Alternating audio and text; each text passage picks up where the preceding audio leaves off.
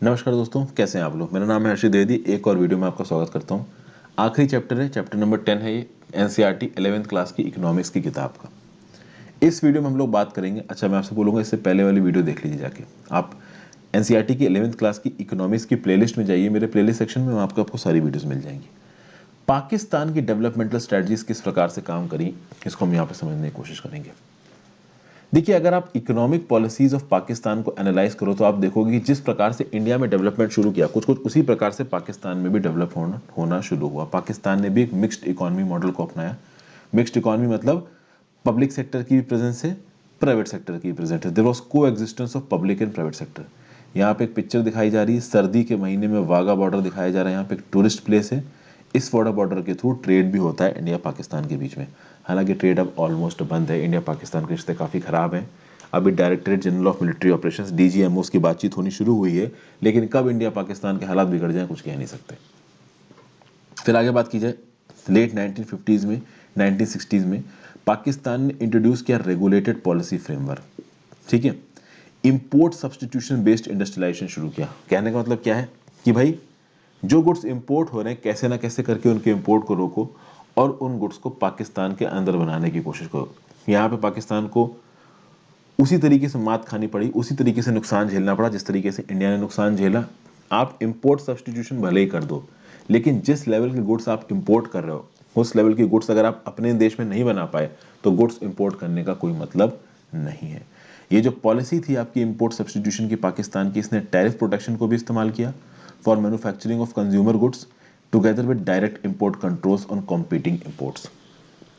कहने मतलब यह है कि भाई जो देश में कंज्यूमर गुड्स बन रहे हैं उनके ऊपर टैक्सेस कम लगाए जाएंगे, उनको अलग अलग प्रकार के इंसेंटिव्स दिए जाएंगे, और इन गुड्स को बचाने के लिए जो बाहर से कॉम्पीटिंग प्रोडक्ट्स पाकिस्तान के अंदर इंपोर्ट हो रहे थे उनके ऊपर एक्स्ट्रा इंपोर्ट ड्यूटी लगाई गई और उनके ऊपर क्वांटिटेटिव रिस्ट्रिक्शंस लगाए गए। तो अगर स्टील इंपोर्ट हो रहा है पाकिस्तान के अंदर तो पाकिस्तान की सरकार यहाँ पे नियम लगाएगी कि आप 100 टन से ज़्यादा स्टील इंपोर्ट नहीं कर सकते। तो इस प्रकार के बहुत सारे क्वांटिटेटिव रिस्ट्रिक्शंस भी लगाए गए पाकिस्तान में। फिर पाकिस्तान में भी भाई ग्रीन रेवोल्यूशन आया। जिस तरीके से इंडिया में भी ग्रीन रेवोल्यूशन आया उस तरीके से पाकिस्तान में भी ग्रीन रेवोल्यूशन आया और मैकेनाइजेशन हुआ, इंफ्रास्ट्रक्चर में पब्लिक इन्वेस्टमेंट हुआ और कहीं ना कहीं पाकिस्तान में भी जो फूड ग्रेन्स का प्रोडक्शन है वो बढ़ा और उनका जो एग्रेरियन स्ट्रक्चर है वो भी चेंज हुआ। 1970s में नेशनलाइजेशन शुरू हुआ कैपिटल गुड्स का, कैपिटल गुड्स इंडस्ट्रीज का। कैपिटल गुड्स इंडस्ट्रीज क्या होती है?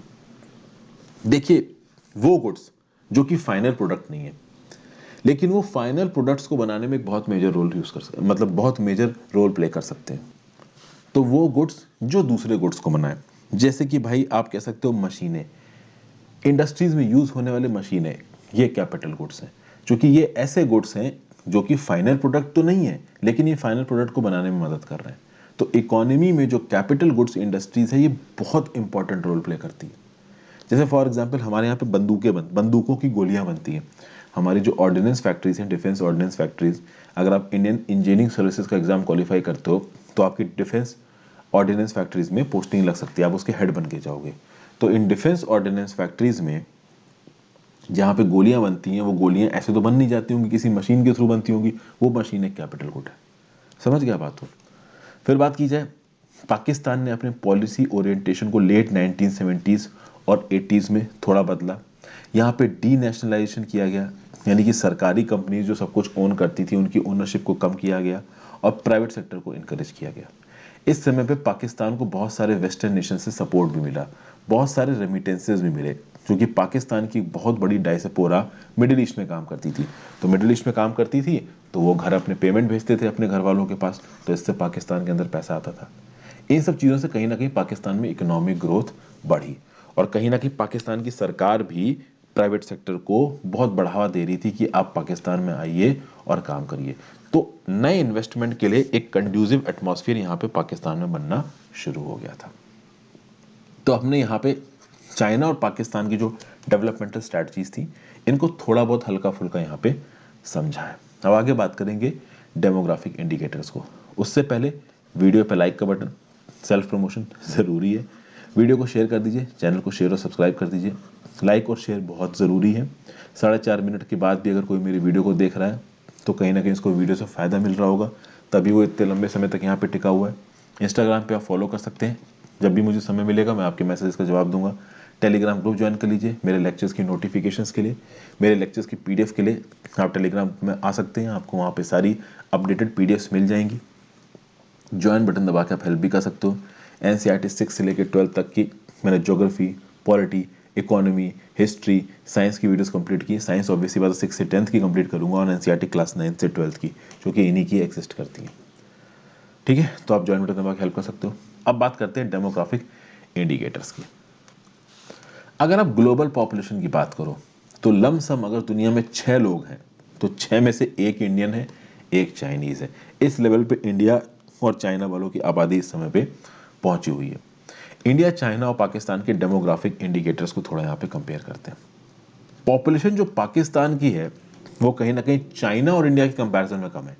मैं ये नहीं बोलूंगा कि पाकिस्तान की ओवरऑल आबादी कम है, आबादी पाकिस्तान की ठीक ठाक है, लेकिन इंडिया और चाइना के रिस्पेक्ट में पाकिस्तान की आबादी केवल 1/2 है, केवल 10% है। तो पाकिस्तान की आबादी यहाँ पे आप देखोगे तो कम है। चाइना एरिया वाइज बहुत बड़ा है, ज्योग्राफिकली सबसे ज्यादा एरिया आपका यहाँ पे चाइना के पास है। ठीक है, फिर आगे क्या बोला जा रहा है, its density is the lowest. Though China is the largest nation and geographically occupies the largest area among the 3 nations, its density is the lowest. यहाँ पे एक्चुअली में पॉपुलेशन डेंसिटी की बात हो रही है।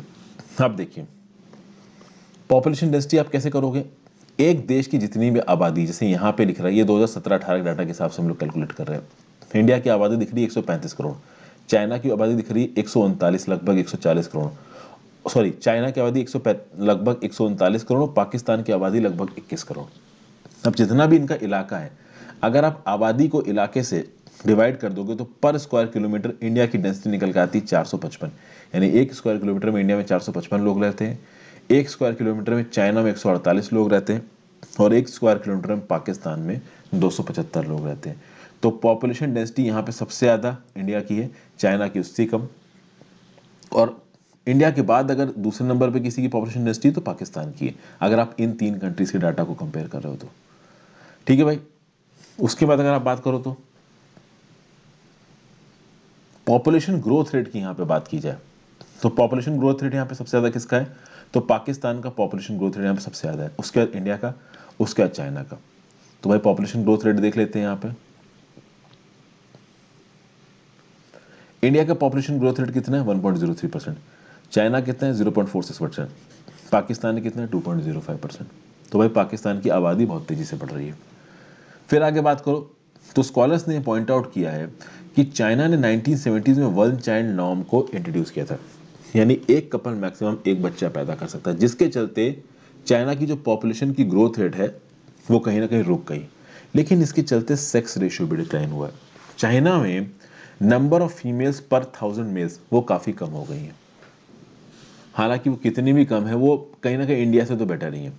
ठीक है, और कहीं ना कहीं पाकिस्तान से बेटर है। इंडिया में सेक्स रेशियो है आपका 924 पर 1000 मेल्स, 924 फीमेल्स है, चाइना में 949 है, पाकिस्तान में 943 है। बट ओवरऑल देखिए तो 949 पर 1000 नहीं है अगर आप इंटरनेशनल स्टैंडर्ड्स के हिसाब से देखो, खासकर वेस्टर्न स्टैंडर्ड्स के हिसाब से देखो। ठीक है, sex ratio is very much biased against female. India, Pakistan और चाइना तीनों में लोग लड़के वाले बच्चे ही चाहते हैं, लड़कियां बच्चे लोग नहीं चाहते। स्कॉलर्स ने बोला कि सन प्रेफरेंस इन तीनों कंट्रीज में प्रिवेल करती है। ओके, और रीसेंट टाइम्स में तीनों कंट्रीज अलग अलग मेजर्स ले रहे हैं सिचुएशन को इंप्रूव करने के लिए। ये जो वन चाइल्ड नॉर्म था इसने कहीं ना कहीं चाइना की पॉपुलेशन ग्रोथ को तो रोक दिया, लेकिन दूसरे इंस्टेंसेस, दूसरे प्रॉब्लम्स आ गए। ऐसा कहा जा रहा है कि आने वाले कुछ डिकेड्स में चाइना में जो एल्डरली लोग हैं as a preparation of their population वो बहुत ज़्यादा हो जाएंगे। ठीक है ना, क्योंकि आप बच्चे कम पैदा कर रहे हो तो यंगर लोग ज़्यादा होंगे, तो यंगर लोग ज़्यादा हैं तो जो अभी जवान होंगे वो आगे आने वाले समय में बूढ़े होंगे ही होंगे। तो जब ज़्यादा यंग लोग नहीं आ रहे हैं और पुराने लोग ज़्यादा मर नहीं रहे हैं, चूंकि डेथ रेट कम हो गई है, तो ऑब्वियस सी बात है चाइना की जो पॉपुलेशन है वो एल्डरली हो जाएगी। इसलिए रिसेंटली चाइना ने अपने कपल्स को बोला है कि भाई ठीक है आप एक से ज़्यादा बच्चे कर सकते हैं, हम 2 बच्चे भी कर सकते हैं। फर्टिलिटी रेट चाइना में बहुत कम है, पाकिस्तान में फर्टिलिटी रेट काफ़ी ज़्यादा है। अर्बनाइजेशन चाइना में बहुत ज़्यादा है, इंडिया में 34% लोग अर्बन इलाके में रहते हैं। इंडिया का फर्टिलिटी रेट 2.2%, चाइना का 1.7%, पाकिस्तान का 3.6%। रिप्लेसमेंट लेवल के काफ़ी पास है इंडिया 2.1% के। ठीक है भाई, अब आगे बात करते हैं gross domestic products and sectors की। ठीक है भाई। दुनिया में जो one of the most talk topics है वो है भैया ग्रॉस डोमेस्टिक प्रोडक्ट, और चाइना इसमें सबसे आगे है। चाइना की जो जीडीपी है ऑन परचेजिंग पावर पैरिटी वो है 22.5 ट्रिलियन। इंडिया की जो जीडीपी है ऑन परचेजिंग पावर पैरिटी वो है 9.03 ट्रिलियन। पाकिस्तान की जो जीडीपी है वो है 0.94 ट्रिलियन। ठीक है, अगर आप देखोगे कि पाकिस्तान की जीडीपी इंडिया की जीडीपी का केवल 11% है, और इंडिया की जीडीपी चाइना की जीडीपी का केवल 41% है। समझ गए? तो आप कह सकते हो कि ऑलमोस्ट 1/10 है पाकिस्तान की जीडीपी इंडिया की जीडीपी से। आप देखिए 9.03 ट्रिलियन डॉलर है इंडिया की जीडीपी और पाकिस्तान की 0.94 ट्रिलियन डॉलर। वहीं पे अगर इंडिया की 9.03 trillion dollar on purchasing power parity आपको ज्यादा लग रही तो एक बार इधर नजर घुमा लो 22.5 ट्रिलियन। इनफैक्ट अगर आप बात करो परचेजिंग पावर पैरिटी पे, इंडिया सबसे बड़ी इकोनॉमी आप कह सकते हो कि China China purchasing power parity पे चाइना दुनिया की सबसे बड़ी इकोनॉमी ऑलरेडी बन चुका है। परचेजिंग पावर पैरिटी के पैरामीटर्स पे चाइना यूएसए को पीछे छोड़ चुका है। देखिए, एक होती है नॉमिनल जीडीपी, एक होती है purchasing power parity GDP. Nominal और परचेजिंग पावर पैरिटी में क्या फर्क है? मान लीजिए चाइना में एक पेन मिलता है 5 रुपए का और वही इंडियन रुपीज में पेन 2 रुपए का मिलने लगा, तो हमारे यहाँ पे जो 2 रुपए की चीज है वो चाइना में 5 रुपए की मिल रही है। तो उस रिक्वायरमेंट को पूरा करने के लिए आपको दोनों देशों में अलग अलग अमाउंट ऑफ मनी देने की जरूरत है। तो ये अलग अलग अमाउंट ऑफ मनी के हिसाब से अगर आप जीडीपी कैलकुलेट करोगे तो वो हो जाएगी नॉमिनल जीडीपी। लेकिन नॉमिनल जीडीपी में कंपैरिजन अच्छा नहीं हो पाता है। कंपैरिजन तब अच्छा होगा जब आप परचेजिंग पावर पैरिटी लेके आओ, यानी कि ये जो 5 रुपए की जो चीज मिली चाइना में, जो 2 रुपए की चीज मिली इंडिया में, इसमें अगर आप पैरिटी ले आओ उस हिसाब से जब जीडीपी आप कैलकुलेट करोगे तो हो जाएगी purchasing power parity. Latest data अगर देखो तो परचेजिंग पावर पैरिटी के हिसाब से चाइना की जीडीपी 24 ट्रिलियन डॉलर पे पहुंच चुकी है, यूएसए 20 ट्रिलियन डॉलर पे। यानी चाइना परचेजिंग पावर पैरिटी के बेसिस पर ऑलरेडी यूएसए को पीछे छोड़ चुका है। ठीक है, हालांकि नॉमिनल बेसिस पे यूएसए अभी भी चाइना के आगे है। अब देखिए, बहुत सारी ऐसी डेवलप्ड कंट्रीज हैं अभी के समय पे जो 5% का ग्रोथ रेट मेंटेन नहीं कर पा रही है, लेकिन चाइना बहुत लंबे समय से डबल डिजिट की ग्रोथ रेट मेंटेन कर रहा है ड्यूरिंग 1980s। आगे आप देखोगे कि 1980s में पाकिस्तान भी इंडिया के आगे था when it comes to GDP growth rate. China की जीडीपी ग्रोथ रेट तो एक समय पे डबल डिजिट पे थी और इंडिया कहीं ना कहीं नीचे था। यहाँ पे आपको सब दिख रहा है। 1980 से लेकर 1990 में इंडिया का जीडीपी ग्रोथ रेट 5.7%, पाकिस्तान का 6.3, चाइना का 10.3। 2015-17 में इंडिया का हो गया 7.3, चाइना का 6.8, पाकिस्तान का 5.3।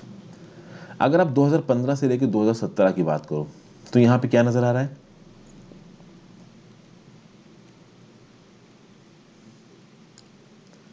कि पाकिस्तान के और चाइना के growth rates, whereas India met with moderate increase in growth rates. यहां पे ये बोला जा रहा है कि देखिए, पाकिस्तान का 1980 लेके 1990 में 6.3% का ग्रोथ रेट था, 2015-17 में पहुंच गया 5.3%, थोड़ा डिक्रीज है। चाइना की बात करी तो 1980 से 1990 में चाइना ग्रोथ रेट था 10.3%, 2015-17 में वो 6.8% पे आ गया, कमी है। लेकिन इंडिया का बढ़ा है। इंडिया का 1980 से लेकर 1990 में 5.7% का ग्रोथ रेट था और 2015-17 में वो हो गया 7.3% का। तो यहाँ पे थोड़ा इंडिया गेन किया है। लेकिन बात यह है कि 1980 से लेकर 1990 का ये जो टाइम पीरियड था ना, इस समय पे चाइना ने बहुत सारे ऐसे टेक्नोलॉजिकल एडवांसमेंट किए जिसका आगे आने वाले समय में चाइना को बहुत फायदा होगा। यहाँ पे कुछ लैंड यूज एग्रीकल्चर के पैटर्न्स को दिखाया गया है टेबल 10.2 में। आप चाहो तो इसको देख सकते हो। ये फिगर्स हैं, इन फिगर्स से चाहो तो आप इलाका मैप करवा सकते हो। आपके पास बहुत आराम से टाइम है। एनसीईआरटी की बुक को फ्री में एनसीईआरटी की वेबसाइट से पीडीएफ डाउनलोड करिए और इसको देखिए। इंडस्ट्रियल प्रोग्रेस की बात की जाए तो अलग अलग प्रकार की इंडस्ट्री जैसे पेट्रोकेमिकल, केमिकल्स कहाँ पे काम कर रही है वो आप यहाँ पे पहचान सकते हो थ्रू साइन। आप ये देखोगे कि चाइना का जो बहुत बड़ा इलाका है ना, ये वाला, यहाँ कुछ भी नहीं होता है। आपको मैं बता दूं, चाइना भले ही इलाके में हमसे बहुत बड़ा है लेकिन उसकी एक बहुत बड़ी ज़मीन बंजर है, बहुत बड़ी ज़मीन पहाड़ है, बहुत बड़ी ज़मीन रेगिस्तान है जहाँ पे ज़्यादा कुछ हो नहीं सकता। ठीक है ना? इसलिए आपको इतना बड़ा इलाका यहाँ पे चाइना का बिल्कुल ही ब्लैंक नजर आ रहा है। आगे बात करते हैं। कुछ स्कॉलर्स का ये भी बोलना है कि the reforms process introduced in Pakistan and political instability और long period as reasons behind the declining growth rate in Pakistan. Pakistan में जो ग्रोथ रेट कम हुई, इसका रीजन बताया गया कि पाकिस्तान में बहुत लंबे समय से पॉलिटिकल इंस्टेबिलिटी रही। हम लोग आगे के सेक्शन में देखेंगे कि which sector contributed to different growth rates in these countries. अभी देखते हैं आगे। अब देखते हैं कि भाई अलग अलग at how people engage in different sectors contribute to gross domestic products now called as gross value added. कैसे ग्रॉस डोमेस्टिक प्रोडक्ट में अलग अलग सेक्टर्स कंट्रीब्यूट करते हैं।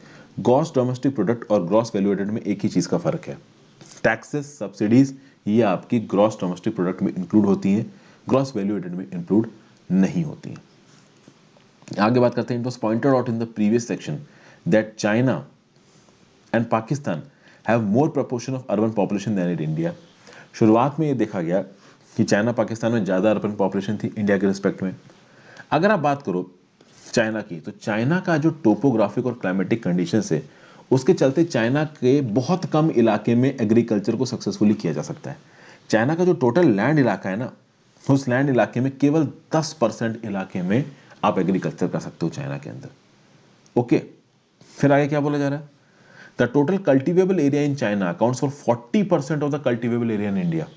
मतलब इंडिया में अगर 100 हेक्टेयर्स में कल्टीवेशन होता है तो चाइना में केवल 40 हेक्टेयर्स में कल्टीवेशन होता है। तो इसका क्या मतलब हुआ, इसका मतलब ये हुआ कि भाई cultivable land, agricultural land India के पास जाता है। अगर 100 हेक्टेयर्स इंडिया के पास एग्रीकल्चरल लैंड है तो चाइना के पास केवल 40 हेक्टेयर्स है। ये अलग बात है कि चाइना लैंड में इंडिया से ऑलमोस्ट 3 गुना बड़ा है। आगे बात करते हैं।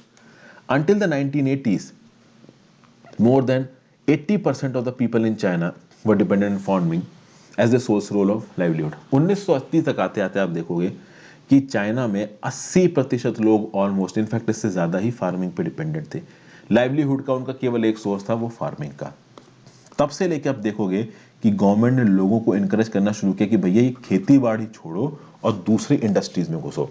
तो कौन कौन सी इंडस्ट्रीज में घुसो, तो भाई हैंडीक्राफ्ट में घुसो, कॉमर्स में घुसो, ट्रांसपोर्ट में घुसो, क्या एग्रीकल्चर में घुसे हुए हो। 2018-19 की बात की जाए तो 26% चाइना की आबादी एग्रीकल्चर में इन्वॉल्व थी और इस आबादी का जो ग्रॉस वैल्यू एडेड में कंट्रीब्यूशन था चाइना में वो 7% था। तो 2018-19 में 26% of the workforce of China was engaged in agriculture and its contribution to GVA in China is 7%। मतलब कहीं ना कहीं चाइना के अंदर एग्रीकल्चर के जो कंट्रीब्यूशन का परसेंटेज है वो बहुत कम है। और अगर आप देखो तो 1980 तक 80% से ज़्यादा आबादी कहाँ पे डिपेंडेंट है, एग्रीकल्चर पे डिपेंडेंट है। मतलब कहीं ना कहीं चाइना ने यहाँ पे दूसरे स्फीयर्स में प्रोग्रेस की है और ये तो आज आप देख ही रहे हो। चाइना यूएसए को ऑलरेडी एक बहुत बड़ी टक्कर दे रहा है, ये अपने आप में एक स्टेटमेंट है। फिर आप बात करो in both India and Pakistan the contribution of agriculture to GVA were 16-24%। 2018-19 में इंडिया में एग्रीकल्चर कंट्रीब्यूट करता था 16% of gross value added, Pakistan contribute करता था 24% of gross value added. Okay, जो प्रपोर्शन ऑफ वर्कफोर्स इन्वॉल्व है इंडिया में व्हेन इन एग्रीकल्चर, और इसको अगर आप पाकिस्तान से कंपेयर करो तो पाकिस्तान के रिस्पेक्ट में इंडिया में ज़्यादा प्रपोर्शन के लोग एग्रीकल्चर में इन्वॉल्व हैं। पाकिस्तान में लगभग 41% of the people are involve in agriculture, whereas in India directly 43% people are involve in agriculture. हालांकि इनडायरेक्ट अगर आप चीज़ों को जोड़ दो तो ज़्यादा लोग इन्वॉल्व हैं एग्रीकल्चर में इंडिया में। 24% पाकिस्तान की पॉपुलेशन इन्वॉल्व है इंडस्ट्री में, लेकिन इंडस्ट्री पाकिस्तान की जीडीपी का, जीवीए का केवल 19% बनाती है, ग्रॉस वैल्यू एडेड का केवल 19% बनाती है। इंडिया की इंडस्ट्री वर्कफोर्स की अगर आप बात करो तो इट अकाउंट्स फॉर 25%। तो इंडिया का जो इंडस्ट्री वर्कफोर्स है सेकेंडरी सेक्टर में वो 25% है, लेकिन जो जीवीए है, इंडस्ट्री हमारी इकोनॉमी में जो ग्रॉस वैल्यू एडेड है वो 30% है। ये सारा डाटा आपको यहां पे दिया हुआ है। देखिए इंडिया इंडस्ट्रीज में जीवीए कितना है, मतलब gross value added, overall services में जीवीए 54%, इंडस्ट्री में 30%, एग्रीकल्चर में 16%। वहीं पे अगर आप देखो वर्कफोर्स कितनी काम कर रही है, इंडस्ट्री में 25%, एग्रीकल्चर में 43%, सर्विसेज सेक्टर में 32%। समझ गया बात। तो कुल मिला के इन्हीं स्टैटिस्टिक्स को अलग अलग तरीके से यहाँ पे बताया गया। जैसे कि फॉर एग्जाम्पल अगर आप पाकिस्तान की बात करो तो पाकिस्तान के 24% लोग, सॉरी पाकिस्तान की 24% जीवीए कहाँ से आ रहा है, एग्रीकल्चर से आ रहा है, ठीक है। लेकिन एग्रीकल्चर में पाकिस्तान कितने प्रतिशत लोग इन्वॉल्व हैं, 41%। तो बेसिकली यहाँ पे इन्हीं स्टैटिस्टिक्स को कंपेयर किया गया।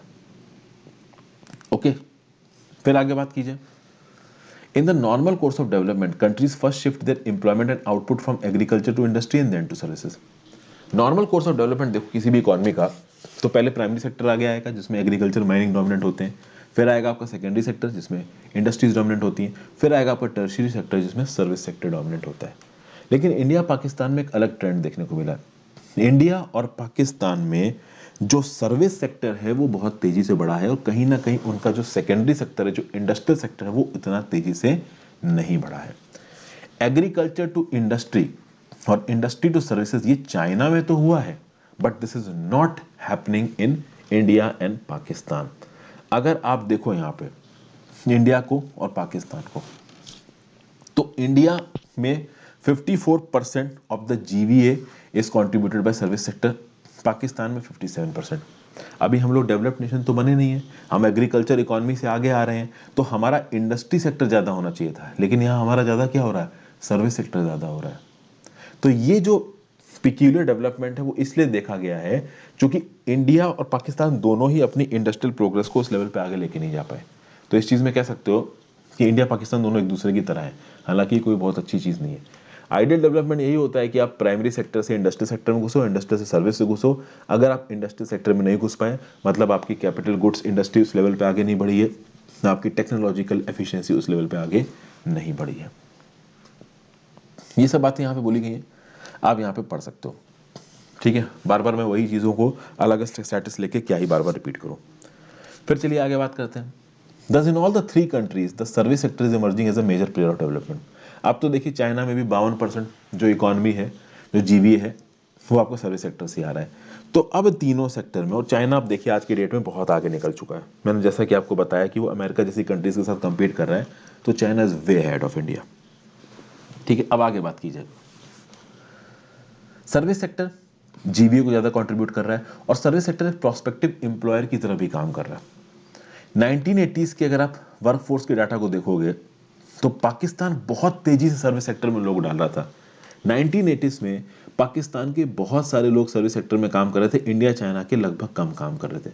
फॉर एग्जांपल अगर आप 1980s की बात करो और इंडिया चाइना पाकिस्तान के डाटा को यहाँ पे कंपेयर करो, तो 1980s में इंडिया के 17% लोग, चाइना के 12% लोग और पाकिस्तान के 27% लोग सर्विस सेक्टर में काम कर रहे थे। और यही डाटा अगर आप 2019 के लिए देखोगे तो इंडिया के 32% लोग सर्विस सेक्टर में, चाइना के 46% लोग सर्विस सेक्टर में और पाकिस्तान के 35% लोग सर्विस सेक्टर में। मतलब 1980s के समय पे ही पाकिस्तान की एक बहुत बड़ा proportion, especially when compare to India और चाइना, ऑलरेडी सर्विस सेक्टर में एम्प्लॉयड था। पिछले 5 डेकेड्स की बात की जाए तो एग्रीकल्चर सेक्टर की ग्रोथ रेट को अगर आप देखो, ठीक है, if you watch the growth rate of agriculture sector largest proportion of workforce को एम्प्लॉय करता था। पिछले 5 डिकेड्स की बात हो रही है, 50 सालों की बात हो रही है, अभी की बात नहीं हो रही।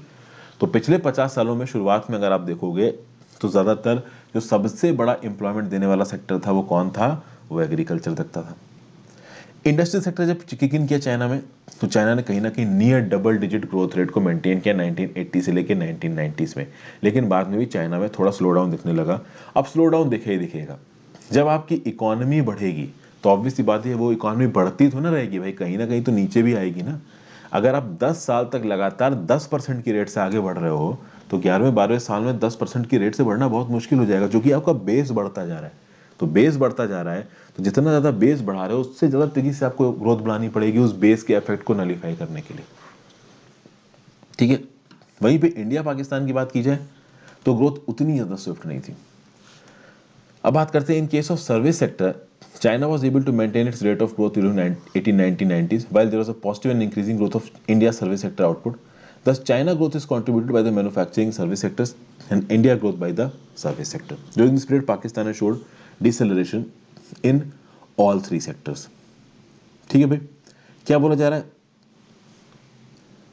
कि 1980 से 1990 में और उसके बाद भी अगर आप आगे जाते हो तो चाइना का तो मैन्युफैक्चरिंग और सर्विस सेक्टर दोनों बढ़े हैं। इंडिया का प्राइमरली सर्विस सेक्टर बढ़ा है, मैन्युफैक्चरिंग और इंडस्ट्रियल सेक्टर भी बढ़ा है, बट कंपैरेटिवली कम बढ़ा है। पाकिस्तान के इंडस्ट्रियल, मैन्युफैक्चरिंग और एग्रीकल्चर सेक्टर तीनों बढ़े हैं, बट बहुत कम बढ़े हैं, especially when compare to India and China. यहाँ पे आपको समझना ये होगा कि बातें बहुत कंपेरेटिव हैं और ये कंपैरिजन आप इस टेबल को देख के समझ सकते हैं। तो ये था एनालिसिस दोस्तों। आई होप आपको कुछ ना कुछ सीखने को मिला होगा। एक और वीडियो और ये चैप्टर खत्म हो जाएगा। Thank you for watching. Have a great day.